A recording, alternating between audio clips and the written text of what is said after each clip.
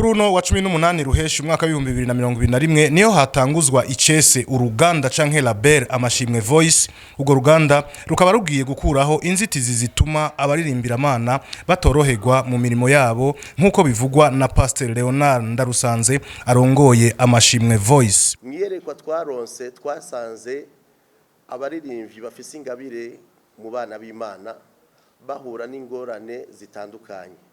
Hakaba ariyo ingorane nyamukuru yo gushobora gushikiriza ibikorwa byabo bihinguye neza, bitunganijwe neza n'abahinga babihinyanyuye. Ugasanga rero ahanini izo ngorane zibateye yuko bagera ahantu bakadebukirwa, abandi mbere bakanava ku isemo hakiri kare kuko babuze aho bamenera. Ni muri iyo ntumbero rero twavuze duti Imana imaze kudushira ko uwo mutwaro, twavuye duhaguruka turavuga duti bien twokoriki kugira ngo dushobore guseruka dufashe nk'uko Imana yabidushize ku mutima aho hantu hanyogwa hari abana b'Imana bariko bagira ibibazo, kandi Imana yarabateye iteka ikabaha amavuta ikabaha ingabire.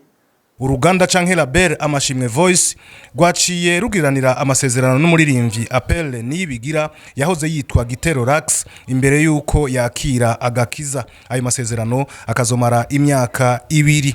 Umuririmbyi Appel Niyibigira ngo arizeye yuko azokorana neza n'Amashimwe Voice. Byukuri ntabwo mafise igiti cyanje, ntabwo mafise ndizeye yuko tuzokorana neza. Amikindi naco ndizeye yuko gukorana n'ino label Amashimwe Voice hari ahantu bizoshikana. Bo kwizera hari abantu bizera, kwizera gusuko nyine, ariko ukwizera kutagira ibikorwa muri kazoza Amashimwe Voice ngo izokorana n'abandi baririmbira Imana.